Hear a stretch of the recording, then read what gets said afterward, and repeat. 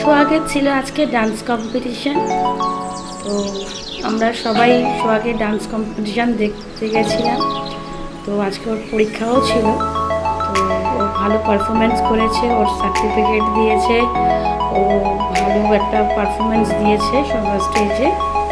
মানে সব স্যারেরা ছিল, অনেক কম্পিটিটার ছিল ওর সাথে। তো সেখান থেকে নিজের বেস্ট পারফরমেন্সটা দেওয়াটাই অনেক বড় ব্যাপার। তো যাই হোক, তোমাদের সাথে শেয়ার করলাম সোহাগ যেন ভালো নৃত্যশিল্পী হতে পারে বা ভালো মনের মানুষ হতে পারে, সেটাই হচ্ছে দেখা।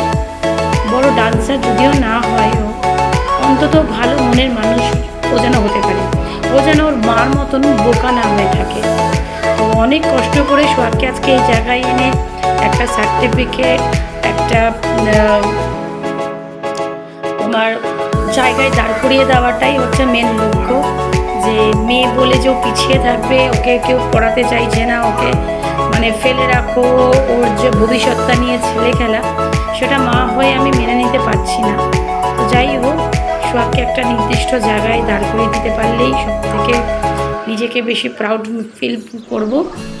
যাই হোক, আজকে হচ্ছে ফলহারিণী অমাবস্যা, মায়ের ফটো দিয়েই স্টার্ট করলাম। আমাদের তিনজনের জীবনটা যেন মা খুব ভালোভাবে রাখে।